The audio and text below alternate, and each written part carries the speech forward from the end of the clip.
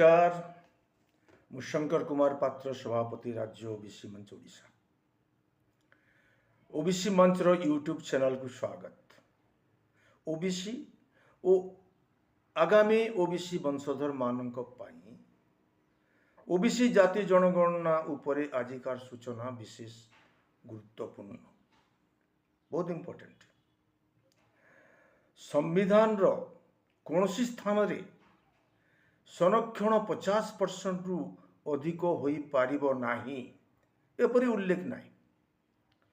ता सत्वे supreme court Indira Sahani मामला 1992 रे संरक्षण सीमा 50% रु अधिक होई पारिबो नाही बोली राय दैछंती।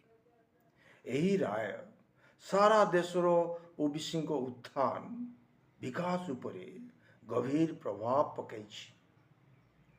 यार परिणाम स्वरूप ओडिशा रे ओबीसी संरक्षण शून्य 0। इंदिरा साहानी मामला 1993 रे पुणी जजमेंट रे सुप्रीम कोर्ट को राय संरक्षण सीमा 50% रु अधिक होई पारिबो जदि जेउ वर्ग क्वांटिफेबल डाटा पूर्ण करुथिबे, अर्थात जो वर्ग रो इनएडिक्वेट रिप्रेजेंटेशन थिबो एक से माने बैकवर्ड हेथिबे 2 ओ एडमिनिस्ट्रेटिव एफिशिएंसी अर्थात से माननकु चाकरी देले सरकारी कल चलैबारे कोनोसी असुविधा हेउ नथिबो।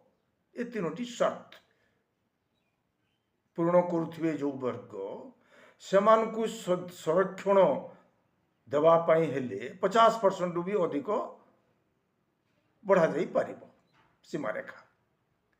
एपरी डाटा केवल केंद्र सरकार को जनगणना ही मिली पारिबो।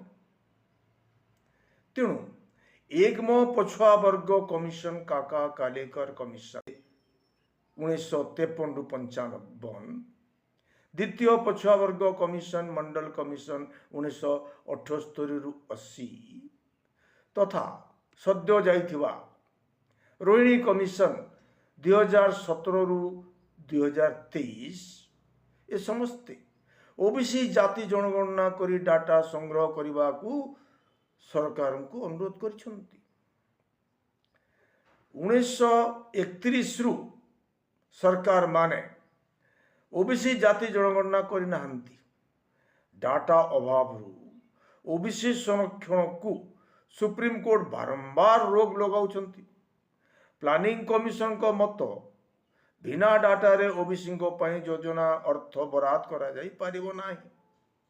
नीति आयोग भी सया कहिबे। सरकार डाटा संग्रह करुनांती ओबीसी क्षति सोचंती। ओबीसी जाति जनगणना करने को भारतर सबु राज्य रे दाबी होउथिले हैं। 1931 पर ठारू समाज भाग भाग होई जिवो बहाना करी ए जावत जाति जनगणना करि नाहंती।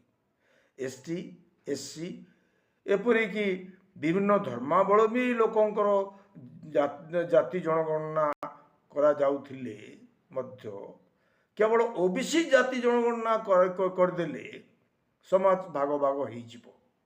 या की प्रकार न्याय। गत 22 जनवरी 2026 दिन केंद्र गृह मंत्रणालय द्वारा जनगणना हबो बोली गेजेट नोटिफिकेशन होईछि। कहा जाउछि एथर जाति जनगणना आधार रे जनगणना हबो। मंत्री माने भी कहउछंती, सरकार माने मध्य कहउछंती जाति जनगणना करिवु। किंतु जारी होइथिबा जनगणना फर्दरे जो 33टी प्रश्न रही दुर्भाग्यजनक भावे 12 नंबर प्रश्न रे अनुसूचित जाति अनुसूचित जनजाति एवं अन्यान्य एपरि उल्लेख अछि।